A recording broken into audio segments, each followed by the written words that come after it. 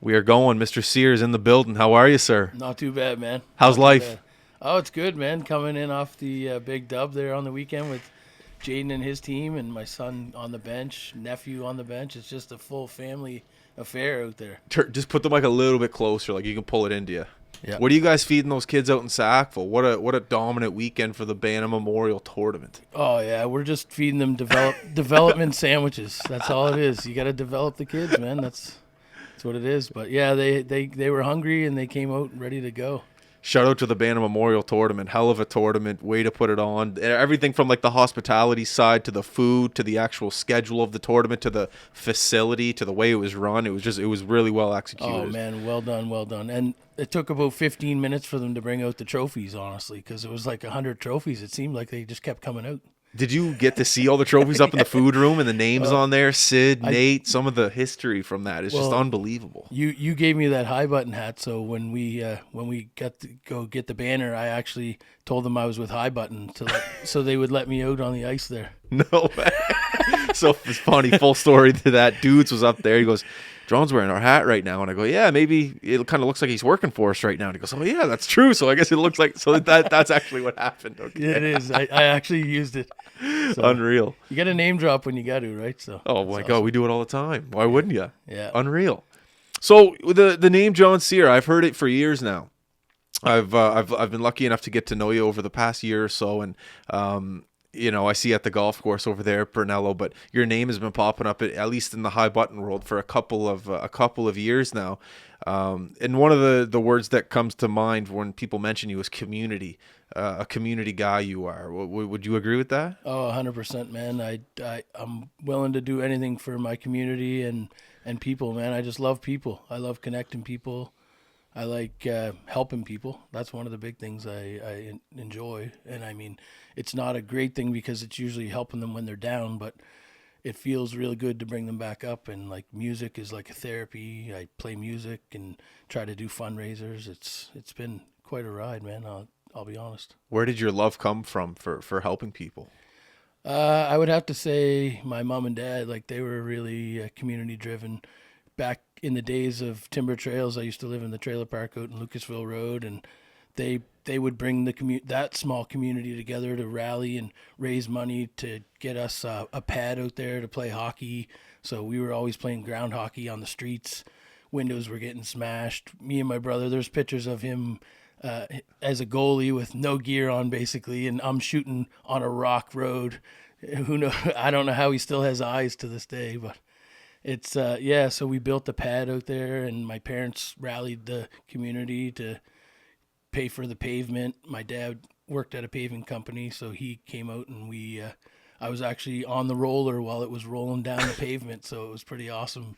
And I guess that's kind of my ground roots. My family were always figuring out ways to help the community, so it just came natural, I guess. So you grew up in Sackville? Yeah, I grew up out in Lucasville in the trailer park out in Timber Trails. Okay, unreal. Well, growing up playing against Sackville, whenever you went to go play against them, the community and the fans and the parents would always be in the stands more than any other minor hockey organization that I grew up against. So even from a young age, you always saw that Sackville always showed up, and then hence the Kraft Hockeyville day that we were at the other day. It was just, I don't know, it's a testament to that community, and that community kind of shines off, I think, through your personality, just seeing how all the people came together. And then I remember I was not uncomfortable when I got there, but one of the first people I ran into was you, and you had a big smile on your face, and you showed me the way to I don't know, that dressing room. And then as soon as I was in that dressing room, I was comfortable and good to go. So I don't like credit that video to you, but you definitely helped me. You pushed me like, oh no, buddy, you're in Sackville. You do what you got to do, and I don't know. So I never thanked you for it, but thank you for just kind of getting me going there and pushing the way. That arena is like.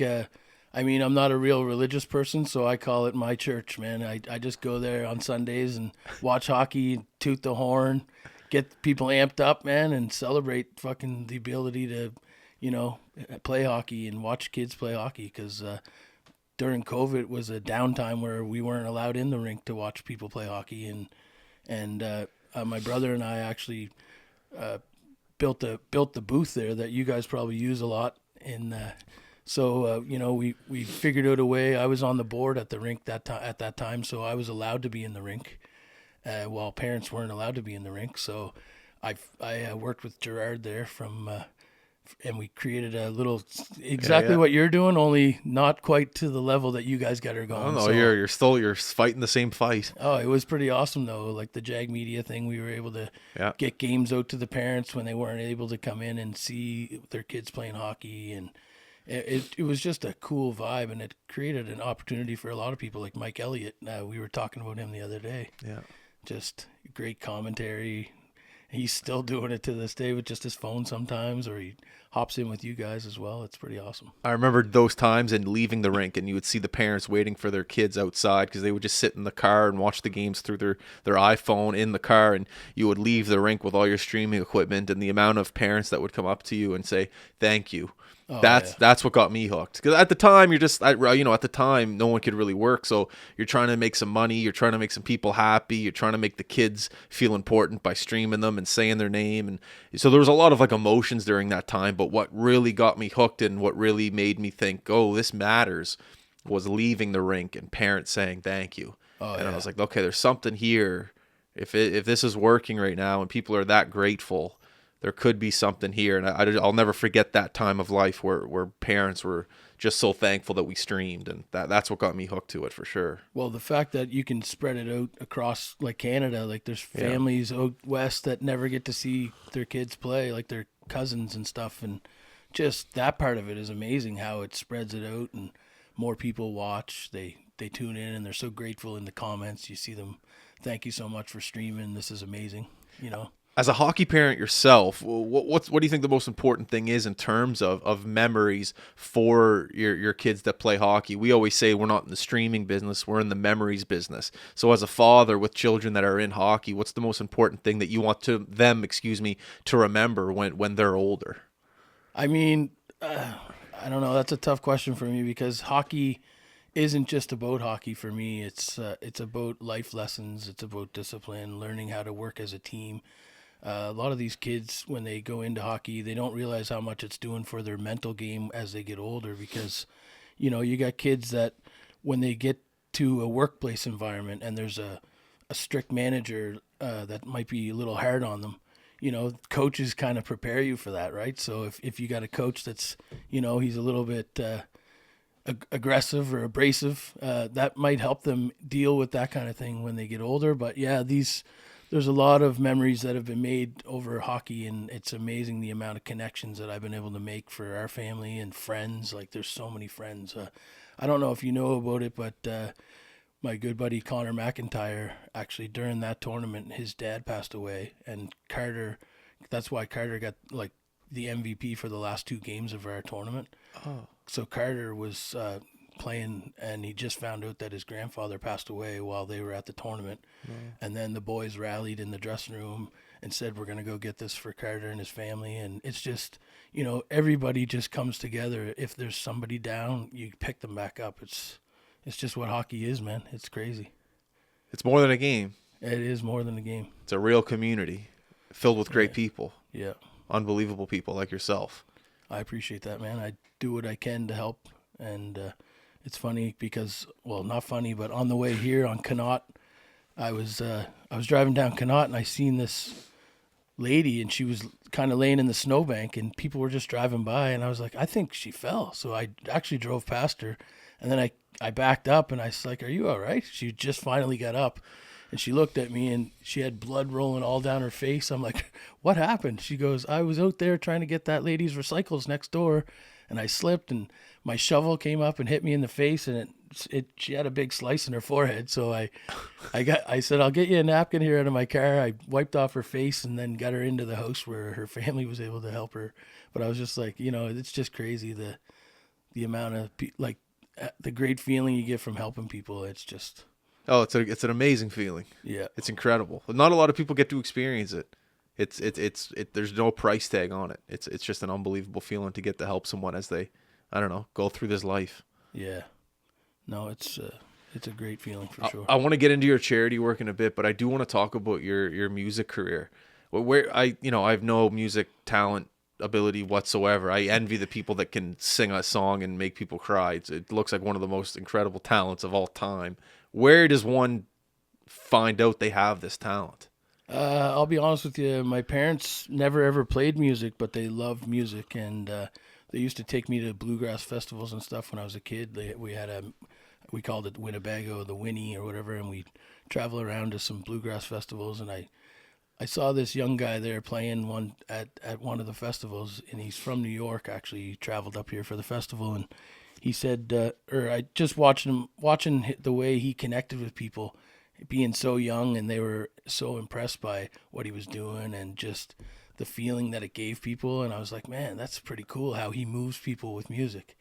And then from there, I started trying to learn guitar. My mom had bought a guitar. She was taking lessons, and she was frustrated with the lessons because she would bring home the paperwork and I would be learning the lessons faster than she was, and she was taking the lessons. So it was just, back then we didn't have YouTube or anything, so it was all just paperwork and listening by ear. So I adapted the music from that, learned how to play guitar, and then basically for the first 10 or 15 years, I just kind of stayed in my basement or played for myself. Right. It was never something that I'd done publicly because I'm not really a huge public speaker. I kind of get nervous, but over time, my dad actually, one of his birthdays, he said, "Why don't you bring your guitar up to the Beaverbank station and play it on the patio while we're having my birthday supper?" And I was like, "Yeah, all right, I'll do that." So I did that, and then every Friday for the rest of that summer, I played at the Beaverbank station. I was like the only act at the Beaverbank station that whole summer and brought live music to that place. So it was crazy. Did you ever have that moment of maybe the first or second time you did it in front of people? Was it like a fear that was, I don't know, accomplished? You're just like, whoa, I don't have a fear. I can do this. These people aren't going to judge me. I'm good at what I do. Did you have that moment like, oh, maybe this could turn into something? Well, I'll be honest with you. That turning point came at the Scotiabank Center, to be honest with you. Johnny Reed actually pulled me up on stage, and when I got up there, it looked like a wrestler trying to get on the stage because I had to hop up on this big speaker and jump up on the stage, and I felt like a wrestler going into a ring. And then I turned around and look at the audience, and it's just like a big blur. But that's the most people that I've ever sang in front of in my life. And Johnny Reed was dancing with me. He gave me the microphone. I ended up finishing one of his songs, and people just erupted. And from there, on my way out of the rink, everybody was like, "There's that guy. It was awesome. You did awesome." You know what I mean? Kids were taking their pictures with me and stuff. I was just like, "This is nuts." I had no idea that I'd be able to do that in front of that many people. And what he did there kind of gave me that spark that said, "You know what? I don't know why I've been afraid to play in front of people. It's crazy." And what was that next step for you after that? Like, did you get business cards made up? Like, what was the next step after that? Well, I mean, I was playing pubs for a long time and stuff, so I started getting into more pubs, and then as you spread it out, like you just make more connections, and then one guy hears you, and he's got a party that he wants somebody to play at, and that's literally how it's gone since. I created a Facebook page to show where I was playing, and then the people just show up. So What is it about music that brings people together? Like, I know you love your charity work and you love helping people and you love, like I just said, bringing people together. What is it about music and a guitar and a voice, whatever it may be, that brings people together? I think it has a lot to do with the story in the songs. Like, I was never into music that you can't really make out. I listen to music and then I hear a story in the song, and it's like, man, that story could touch a lot of people. You know what I mean? So I try to, I guess I don't do it on purpose, but I just find that songs that I connect with that I feel like people would like, and the lyrics, those are kind of stories, and they tell people a story, and I guess that's where it gets to their heart, and people enjoy that stuff. So. There were the fires that just happened in Sackville. Oh yeah. You fundraised how much? $17,000 was that? 27. 27. I had a Yeah. 7 though in there. You had it. You fundraised through a live stream of you Yeah. playing. How did that idea come about? Well, through COVID, everybody was trapped in their houses, and I really didn't have. I had my job. I was working from home at that point, but I wasn't able to go out and play music to make the extra money that I needed for my family. So I I came up with an idea of just like, it was one night I was like, I'm just gonna go live here and drink some beers and have some fun. And anyways, there was a ton of people that logged in, and then when I was almost out of beers, I got a knock on the door because I was saying, yeah, I got 2 more beers here and I'll be done. Anyways, next thing you know, knock, knock, knock. Lady from up the street had a case of Coors. She brought it down, set it on my doorstep, knocked on the door, and left. Anyways, so my wife came down. She goes, somebody just dropped off some more beer up there. I was like, all right, well, the live stream continues then. Let's go. So I probably got through that case too that night. I was doing shows that were like 5 hours long sometimes whenever Facebook would shut me down, or my wife would say, all right, you've had enough to drink. It's time to go to bed. Wow. So, yeah. So we ended up doing every Friday night. We would kind of host these shows from my basement. Gerard would log in on TeamViewer on my computer so he could control the production like this gentleman's here doing. Oh, so, boy. So he would do the production side of things remotely, so he could do the camera switches and slides and stuff. So then we figured out a way that we were able to like do some fundraising, like put advertising on, because so many viewers were coming on, and people that were kind of their workplaces were kind of at a standstill as well. However, they had all kinds of finances for marketing and stuff, so they would put some marketing in on the slides. We would sell advertising space, so it gave me enough money to keep continuing. Plus, then we realized, well, if it can make money for me, it can make money to help people. So Feed Nova Scotia was having trouble getting donations of food at that time. There was so many things on the go, and then we did a music for medical workers thing to try to help the frontline workers. We raised about $8,000 for that. Got them some new triage equipment at the Cobequid. Then of course the Stronger Together event thing happened with the shooting out there, and that one, it kind of hit home for everybody. Everybody was kind of scared and everything, and then we turned that in. We fundraised for the Red Cross Stronger Together campaign as well. We did a bunch of fundraising for that. We ended up raising like $25,000 from my basement for these causes. It was something else. Wow. That's incredible. The power of streaming. Oh yeah, the power of connecting communities, like you say, like this whole podcasting thing and streaming, and it gets out there. And I'm glad to see you guys continued on with it after COVID and built something from it, because it's amazing what you guys do. Yeah, we were a little nervous that it was going to shut down, but if anything, it just amplified and just kept picking up. So we're fortunate for the streaming and the internet world and the podcast world that you can help a lot of people. You can get a lot of stories out there, and you can do a lot of good in the world with it. We're very thankful for it. It's a different world after COVID for sure. Oh yeah. Once COVID finished, there was actually another tragedy that happened in Sackville. One of the young players in Sackville, his dad died on a motorcycle, and my brother was always getting me to come out fishing with him, and I was like, Jamie, I don't even know why I come out here, man. You catch all the fish. I never catch fish. I don't know what it is, but I think he was giving me the wrong bait, right? So anyways, we get out there on the boat one day, and I'm like, I don't know why I even come out here to fish with you. I can't catch anything. You're catching everything. And I said, why don't I just bring my guitar out with me, and I'll play some tunes while you fish? And he's like, that's not a bad idea. So we were in First Lake, and I brought my little Bose, the battery-powered speaker and everything. So I'm sitting up there on his boat. He's got the flat deck for the bass boat. I got her all set up, and we're just amping out tunes. He's fishing around the lake. It's drawing a crowd, right? People are coming out on their docks. What is going on?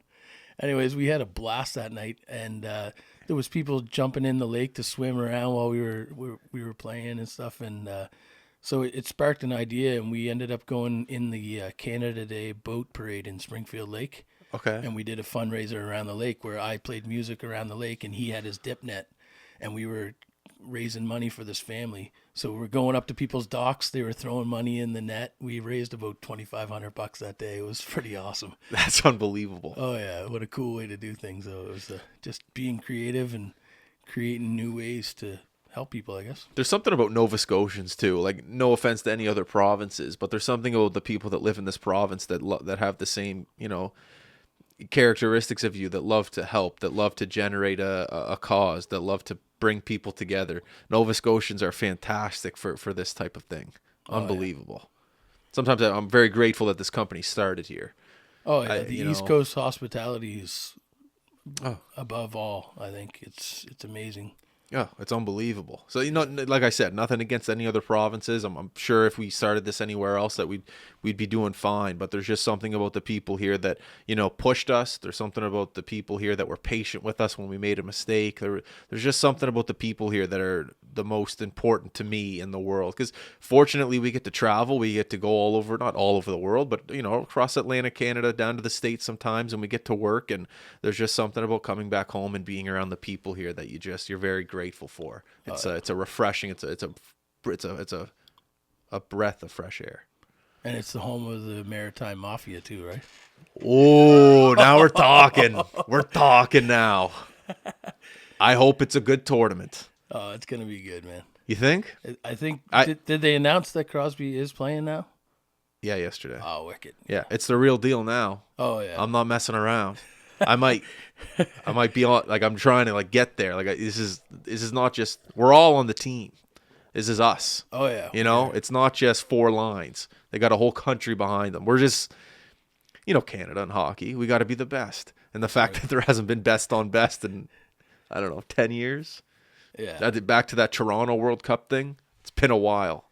So we're pumped for it. I just can't wait. Tomorrow night, 9:30, Sweden. It's gonna be awesome. You gonna be watching it all? Oh yeah, I'll be watching. For sure. When I'm not at the rink or at the golf course, I'll be watching for sure. How did you get linked up with Brunello? Well, so during COVID, I got laid off from my job that I was at, and I had a severance package of a year, so I was able to I was getting paid for a year, and I was like, man, I'm going to use this time to golf. So I love golf, and I'd done it a lot when my kids were young, but then as they got older, it got busier. It was hard to get out in golf. So that whole summer, man, I was just golfing like 3-4 days a week and loving it. And Brunello was one of my favorite places to go. It was just I don't know, the atmosphere there is amazing. The course is beautiful. Like, it's the most meticulously cared for course that I've played on around here, and just seeing the development and the growth that's going to happen there it's pretty awesome. So I knew that would probably be a good place to, set my stake in the ground and try to build myself with that community. And it's been awesome. It's a great team to work for there. They got some great PGA pros that have been helping my game a little bit here and there. I listen in when they're in the office talking about stuff. They don't realize. But. Yeah, the past summer I was there, and I every time I was there, I'm pretty sure I saw you every time. Oh yeah, there's not too many days I don't spend there. I mean, I tell my wife I'm going to work. She doesn't know if I'm golfing or going to work, but no, it's a great spot, man. They're going to be breaking ground on a spa here soon, so they're going to be adding like a Nordic spa. It's going to be going in. Yeah, just to the left of the clubhouse there. There's a little wooded area. To the left of the clubhouse. Okay, yeah, by the tennis court area, like by the whole 10 hole, 10T, just down in the woods there. They're starting to break ground on that soon, hopefully, and they got the Mayflower curling rink just up the street they just built. That's going to be it's a hot spot for curlers. And I mean, just the growth there is amazing. I see you got the Dormy hat on. Oh, yeah. What's your relationship like with those fellas? Those fellas are beauties, man. I'm telling you right now, they're awesome guys. Todd's probably out sledding on one of the hills or skiing around the golf course. They got those power bikes that they use with the golf clubs in it, and those guys live the life, man. We went down to the PGA show down there in Orlando and got to hang out with them and play golf with them down there, and man, these guys they're just living the life. Yo, they live every guy's dream. If you look at their social media, they're just in another palm trees place every day. They're just somewhere new. Florida, Arizona, Vegas, wherever it is. LA. The cool thing is they're so down to earth too. Like, it's just they're great guys, and they came from a humble beginning, and it's just great to see them succeed. Yeah, over the years. No, like, they're a internationally recognized company. Oh yeah, right from our backyard. yeah. They're licensed for the NHL. A bunch of different licensings they have for their head covers, and more recently they just opened up another warehouse in L.A. I So, saw that. yeah, so they're expanding. They're using their resources, and probably a good place to stay and golf.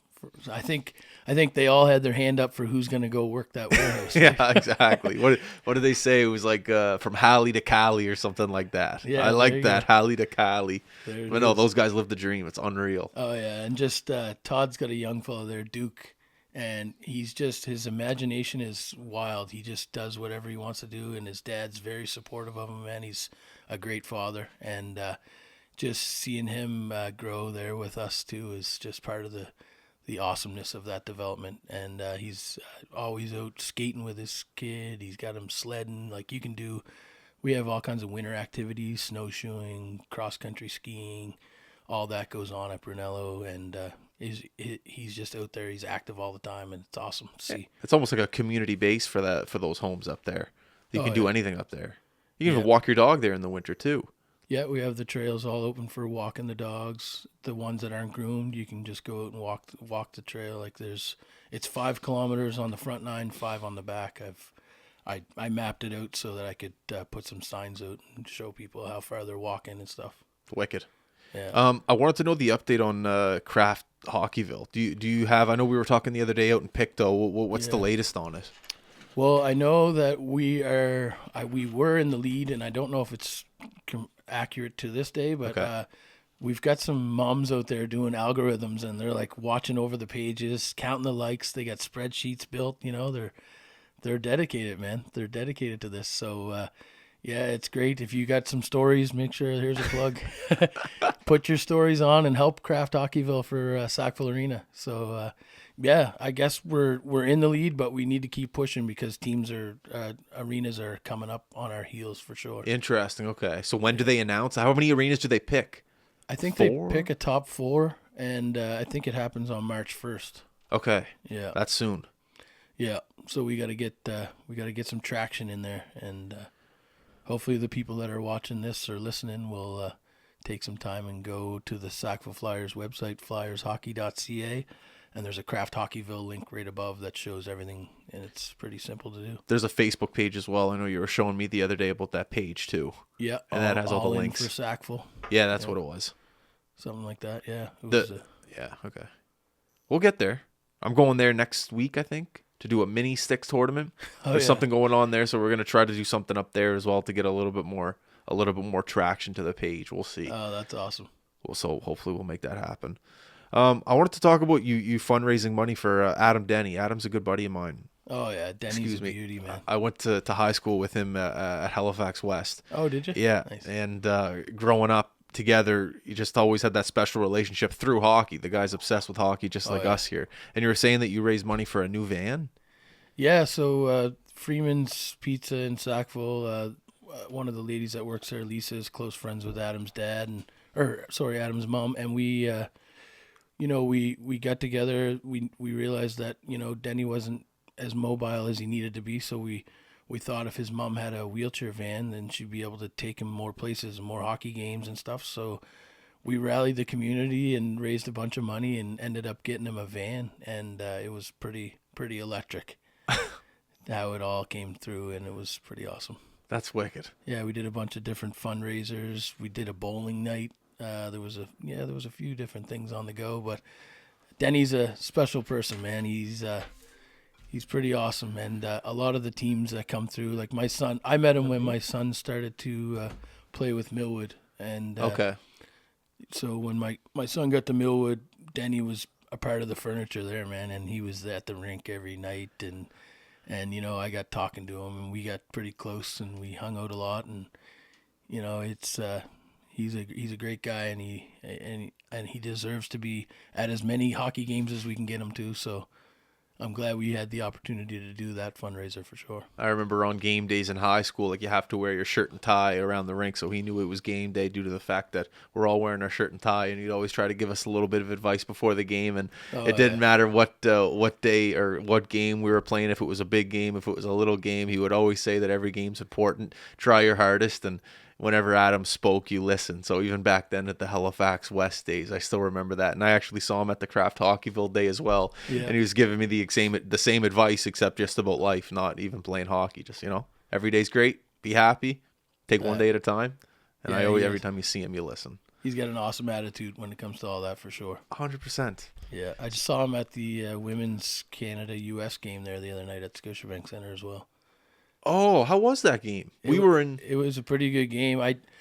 My daughter bought our seats, so it was like nosebleed. I was like, you know what? I'm just going to try to roam around and see if I can find a good spot to watch.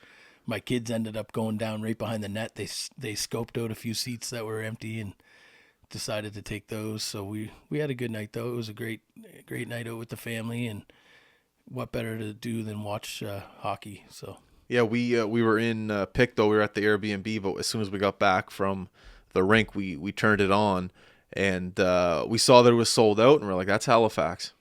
That's Halifax, of course. Just juiced.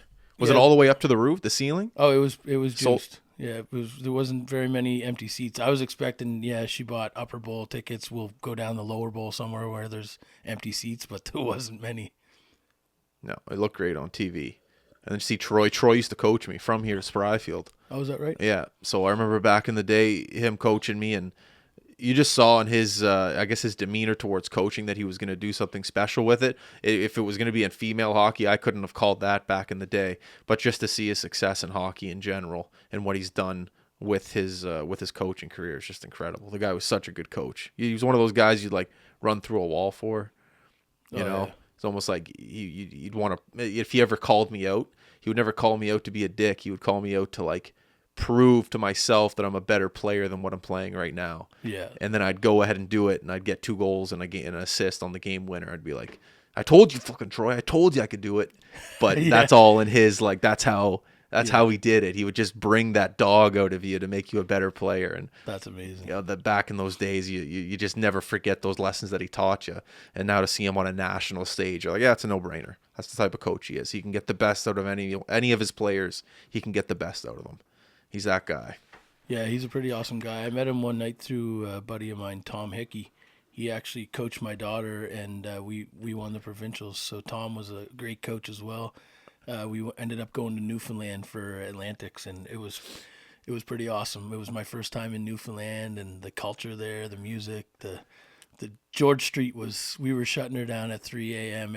every night, the dads, and then up in the morning for hockey. So it was a great time. But yeah, Troy's a great guy. I met him there one night. We were out for a couple beers at Buck Ugly's there. Oh yeah, yeah, great guy. Was the rink as loud as it was on TV when Turnbull scored live? Oh, it was we had to turn the volume down. It was so loud. Yeah, that was pretty awesome. Yeah, great. They ended up winning it too, didn't they? In Summerside the other day. Yeah, they won it. Yeah, I heard they won it. Yeah, my dad was just telling me this morning actually. That's sick. Yeah, pretty awesome. No, it turned out to be a great little event there. I was sick. I was pumped to see it on TV and pumped to see Halifax sell it out too. Unreal. Yeah, female hockey's really growing, man. With this pro women's league coming, it's given a lot of the younger girls a place where they know they could get to, right? Because before there was really nothing. You can go. My daughter played prep school down in Lawrence Academy in Mass. She went down there with the hopes that it would help pay for school and stuff like that. But it's pretty cool that there's like the pro league now and how that's amped up female hockey. It's pretty awesome. I was watching a highlight of it the other day. I think it was out in Vancouver. Sold out, 18,000 people. They're playing against Toronto, I believe. Yeah. Just unbelievable. I couldn't have called that 3 years ago. No, it's amazing. It's good for the sport. It's good for the girls as well. So yes.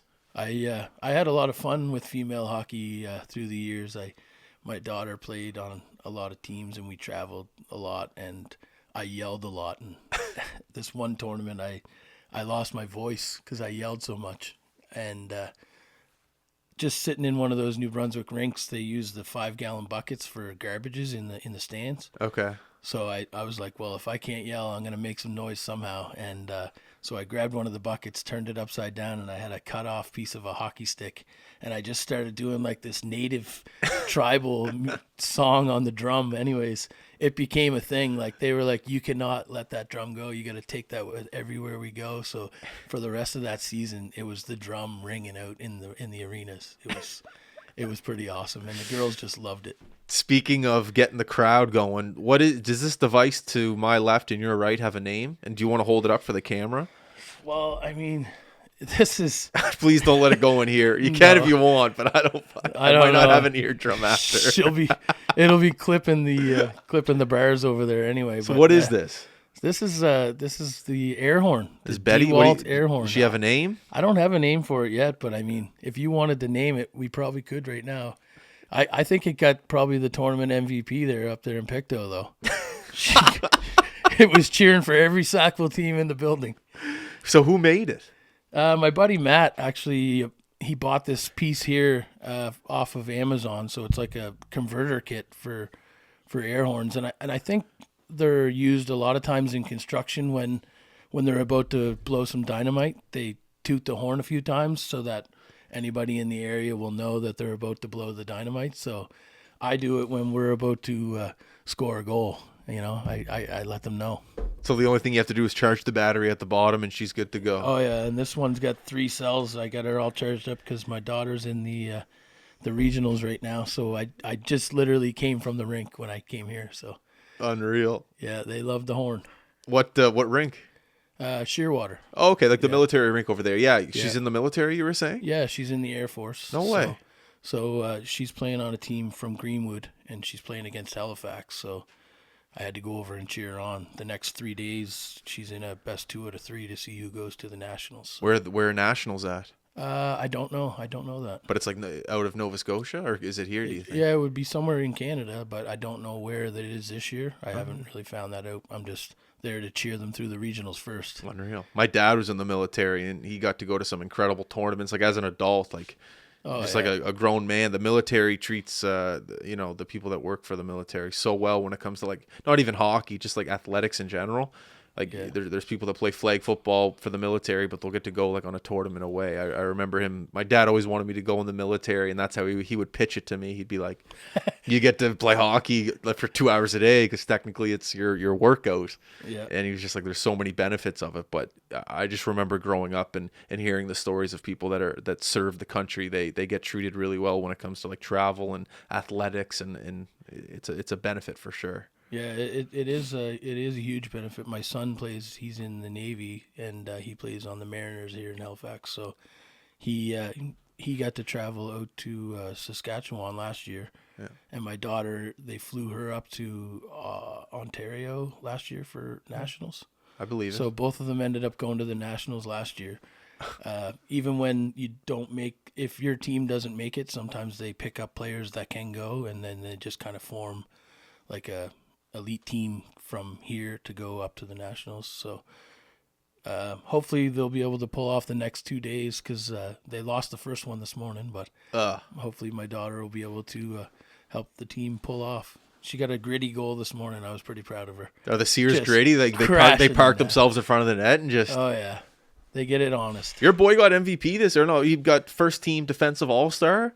He played really well. Like it was the first time I saw your son play. He played really well. Yeah, he's a good skater. Up the last half of the tournament. He really found his edge, and he usually plays with more of an edge. So I was worried after the first couple of games he wasn't out there banging bodies like I like to see him throwing the weight, right? Yeah. Because that's part of his game, and usually gets the team going. Yeah. But he stepped her up on the last half for sure, and my nephew Cooper as well. He was a dominant force all weekend, so helped us capture the gold. That's wicked. No, it was an unbelievable turn of events by Sackville to make the finals for both divisions, and then at the OT winner for the AA division. Yeah, that was amazing. Oh my God, dude, we were celebrating up in the box. It was like, what a goal! It was like a top left snipe. It was unbelievable. Yeah, it was awesome.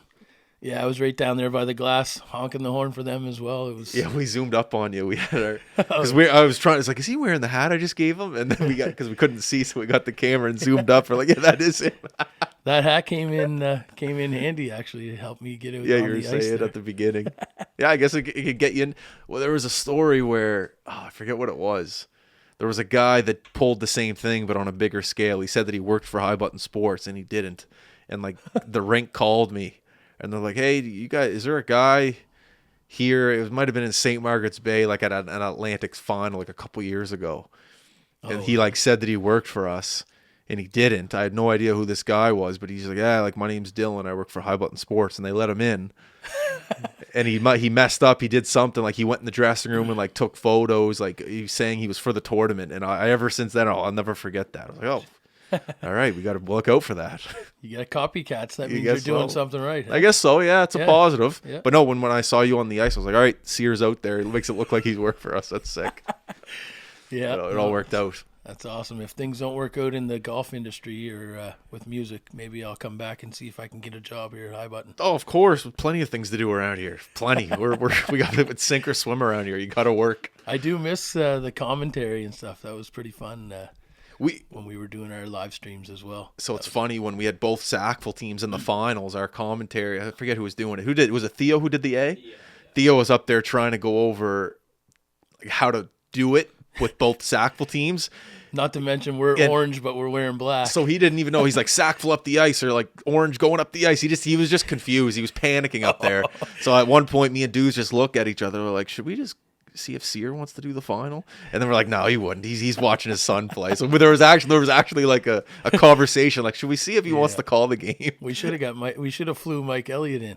I know. Private helicopter. We should have got or the something. helicopter, landed him on the roof. He would have done it. Oh yeah, for sure. But it ended up being a great Sunday afternoon. Oh, It was man, awesome. It was a great weekend altogether. Like we had a great time in the hotel. Like those parent parties are what you live for, right? Oh, I bet. I talked to some of my friends, when their kids age out of hockey, we purposely but not purposely had Jaden 10 years after we had the other two kids. Okay. So they were kind of exiting minor hockey and Jaden was coming in the bottom, right? So we get the full Experience. 20-year span of minor hockey. It all worked out. Oh yeah, it did. So I was telling some of the parents we should probably just like plan parent getaways that don't have anything to do with hockey and just party in hotels. It's not a bad idea, eh? I like that. There might be a market for that. There's so many parents that have aged out kids Yeah. and they miss that, right? I've thought about it before, having like an adult summer camp. Like they stay in bunk beds and stuff, but instead of like going like I don't know, swimming, they just they get to golf and like there's like food being cooked when they get back from golf. I've Exactly. thought about it, like an adult summer camp. Yeah. You bring your that's sleeping bag, it Yeah. could work. awesome. We'll just go to PEI and we'll do it in the summer. Yeah, PEI basically is an adult summer camp. Oh. That's basically they got golf resorts, they got endless amount of golf courses, Yeah. they got endless amount of restaurants, endless amount of like good seafood, music. Yeah. It's like PEI is just a big playground for adults. It is great in the summer, but it gets cold over there in the winter. Yeah, that's just hockey season in the winter. This weekend is usually when we're trapped over there for like the Sweetheart tournament. When it was female hockey, they always had the Sweetheart tournament right around now. So the bridge would get shut down sometimes. We'd have to stay an extra night just waiting for the snowstorms to pass. That's every kid's dream, an extra night in the hotel. That's right. Like we'll More be mini sticks. like I remember I don't know when this was. It all time seems to blend together now, but we were at a hotel and we were just hanging out in the room before we went to the rink, and we hear the coach and the kids in the hallway like walking down to the lobby, and I'm listening to the coaches like pump up the kids, and the coach is like pumping them up by saying like, "You guys want to stay another night? Yeah. You guys want to go to Pizza Delight after the game tonight? Yeah. You guys want to go to the pool? Yeah." It's not like Oh yeah. all right, if you want to do that, you got to win. It's not like, all right, you guys want to go to the finals? You guys want to make it to the semis? It's not that. Like, they're motivating the kids, like, with the stay in the hotel and the food. Like, that's You gotta how they're dangle those carrots, man. So we're sitting there in the room just laughing, listening to this coach, like, pump up his team by, like, going in the pool after the game. The kids just want to be together. I don't think we went in the pool at all this week because we had the late games. Like, so I don't think and at this age, like the boys actually 4 or 5 of them had their guitars with them. So now they're trading in the mini sticks and grabbing guitars. What? So. Are you really? Oh, yeah. Are you, so you're teaching some of these kids? Well, I'm not teaching them, but I think some of the influence of them seeing me play and help people with music, it's Yeah. kind of it's rubbing off on some of them. Like my nephew Cooper plays, Jaden plays, my son Donovan, my oldest son plays. We all teamed up on that fire fundraiser. We did the thing in my basement. It was all four of us. So That's wicked. yeah, and a few of the buddies are asking for guitars for Christmas, and they're like, "Hey Johnny, check out this, man. I know how to play the G chord now." And like they're in the hotel, like showing me what they can do, and I was like, "Yes, boys, let's go, keep her rolling." Oh, it's a sick skill. I wish I had it. Do you know who Afy is from Bahamas? Afy. Afy, he has a band called Bahamas, like internationally known artist, unbelievable Okay. guy, great guy, lives here, and he's just great. He's like one of the first guys I went to go see live at the Halifax Jazz Fest, and just an unbelievable writer, unbelievable guitar player, and just overall great guy. And I was telling him the first time he came on the podcast, like I envy a guy that knows how to sit down and like write down a concept for a song. Like I can't tap into that part of my brain. Yeah. If that makes sense. Oh, it makes sense. I have a hard time as well. I don't know how to, but he can just, I don't know. It's a skill set that I envy for sure. Because you can use that not just songwriting. You can use it in, writing a book, writing a movie script, writing in. There's something about an element of getting into that side of your brain that's fascinating to me. I just can't tap into it for some reason. One of the guys locally here is Matt Anderson that I kind of look up to. He's amazing. I don't know. He's from New Brunswick. Okay. But he lives out near Windsor, and he just him and his guitar and his voice had like the Metro Center going on that Supernova. I think it was the name of the. Were you guys at that concert? I wasn't at it, but I know of it. Yeah, it was an electric night, man. That was the first time I've ever heard the Trews play live, and man, I felt like I was like their videographer. I was just like zooming in on guitar players and like the drummer. You could see like the sweat flying off the drums, and it was just amazing, man. They had that place amped up, and it felt good to be back in a crowd again as well. It was just. Oh, was it right after the pandemic? Yeah. They actually, the Trews wrote that song about I want to drive a train in a global pandemic or something. It was like the place was just electric. It was awesome. Unreal. So But Matt, you go. Sorry, I was just saying like Matt Anderson in that same crowd where their whole band had everybody hype. Just him and his guitar and his voice is so huge. It was amazing to see him controlling the people with just his guitar and his voice, and that's kind of what inspires me. It's a fascinating living how there's people out there that all they need in order to make a living is a voice and a guitar. Think about that. Almost like the movie what's the movie that just came out about Bob Dylan? Like at the very beginning, like all he did was just pull into New York in a car with himself and a guitar and just started. And then boom. Yeah. It's just an incredible feeling. You just don't need anything else other than a guitar and your voice, and you can go anywhere in the world and you're fine because people are drawn to you. Like that to me is just incredible. It's infectious for sure. Infectious, that's the word. It's infectious. It's very infectious. Yeah. It's really cool. No, it is awesome. What's on the agenda for you for the next, I guess, 3 to 4 months, basically moving into the warmer months? Well, I got to make sure my golf game is ready. So I'll probably be hitting the Sims there, Brunello, and I got a few shows coming up with a full band. So I've been trying to get more band gigs lined up. I got a couple buddies that play, and we've been doing a lot of country stuff. So like Zach Top covers and Luke Combs, stuff like that. So we're looking forward to bringing that to HRM, and we've got some. I got a trip to Mexico here at the end of April. Going down for the East Coast Kitchen Party. That's going to be fun. Nice. That'll be sick. Yeah. I was there last year as well. I got tagged in last minute. It was my first time ever going on this trip with these guys, and it was such a great time. And they invited me back this year. They're like, you got to be there. Like, oh yeah, I won't miss it. That's sick. I ended up doing a huge. I played a set at the adult pool. Under this tiki bar. It was just such an unreal feeling to be there playing, and all the adults were out there having drinks and partying, and then it was hot as hell. And as soon as I got done, I said to my wife, I said, get your camera ready. I said, you're probably going to want to video this. Anyways, I got down to my swim trunks, and I had the whole crowd at the pool amped up. I was like, let's go. And then did this massive belly flop, and it was just, it was pretty amazing. And my buddy actually, I sent him the video, and he said, "Well, Jesus, I heard about an earthquake over in New York, so maybe that's what triggered it, right?" I was like, "Hey, you don't know." Unreal. That's sick. This was down in Mexico, you said? Yeah, yeah. Oh, that's sick. That's unreal. It was a fun time, man, and I've got to make a lot of memories through music. I traveled to Nashville. I proposed to my wife down there at the Grand Ole Opry. George Jones was on the stage that night.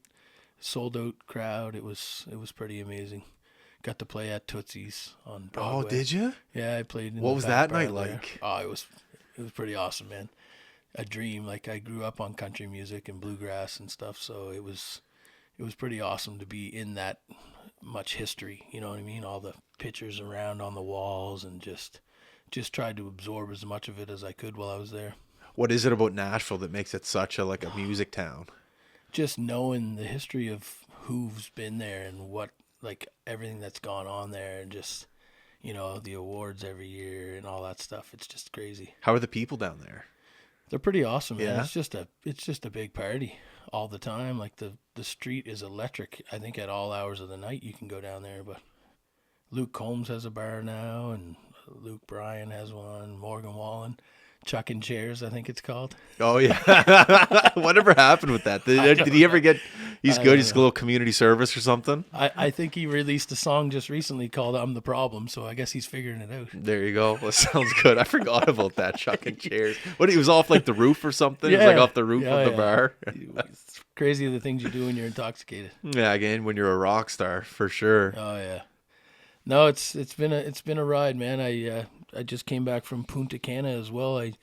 I do some shows here locally for a group, Premier Mortgage Group, and I do a lot of stuff down at the quarter deck here and on the South Shore. If you've never been there, it's a great spot.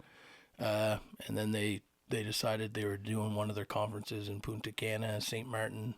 Been out there, so it's pretty awesome where music has taken me, man, and I'm forever grateful for all the opportunities. That's unbelievable. Including being here today with you, man. This is pretty awesome. No, this is great to have you here. This is wicked. I was pumped that you were also in Pictou, so we got to talk before you got to come over here. So yeah. I'm pumped to have you here. You guys have the heat on zero here? Or? Yeah, it's the basement. I was just like, yeah. I wonder if the camera can see me like shivering. Oh yeah, sorry about that. It is freezing down here. Well, how much time are we at right now? All good. We're at 52. Are we at 52 minutes? Yeah. Jesus. No, this is the grind down here. This is it. This is the actual grind. It is. Awesome. we can get office space, but I don't know. There's something about it. It's just like it feels like a waste of money. No, this is awesome, man. This is a great spot. Yeah, this is it. If anybody's listening to this podcast and you're coming in, make sure you dress warm. Oh yeah, big time. I should have told you to keep your jacket on. It's right behind you. Yeah. My bad. It's all good, brother. So what's the plan now? We're gonna go to the Sims? Yeah, we're gonna go check out the Sims there at Brunello. And, I like it. I don't know. We might put a little wager on the match or something. I don't know. Or we're gonna what course are we gonna play? It's hard to say. All right. Maybe Cabot. Ooh. I know Cabot's on there now. Cabot, you got to take it in for the views. I don't know if the views will come through with the sim, but we'll see. That's true. Maybe we'll start with something a little easier then. I don't know. Where is there anything else that maybe we forgot to talk about that maybe you want to promote before we wrap it up?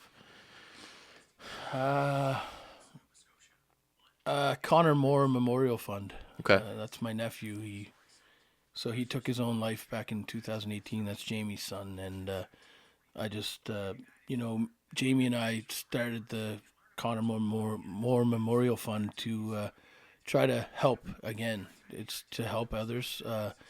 So what we did was, like, we did a few fundraisers trying to gather. That's my phone. Oh, I was like, what is that? Sorry, man. It's all good. Google must have heard me or something. I started talking. So yeah, we've done a few fundraisers where we raised money and helped a family in just outside of Windsor. It was COVID. The parents lost their jobs, and they were a big lacrosse family, and Jamie knew them through lacrosse, and we bought a bunch of lacrosse stuff for them and went out to help them for their Christmas one year.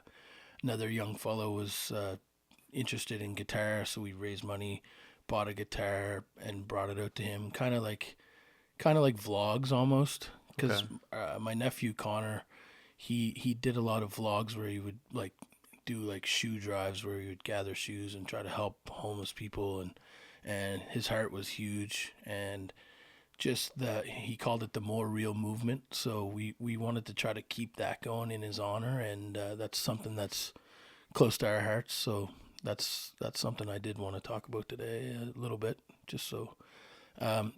So the fundraiser that we did just recently, the Bears for Prayers fundraiser, we ran that one through his memorial fund as well, just to do it in memory of him. Like he would have stepped up to help people, and that's what we did. So, yeah. So I just wanted to mention that as well.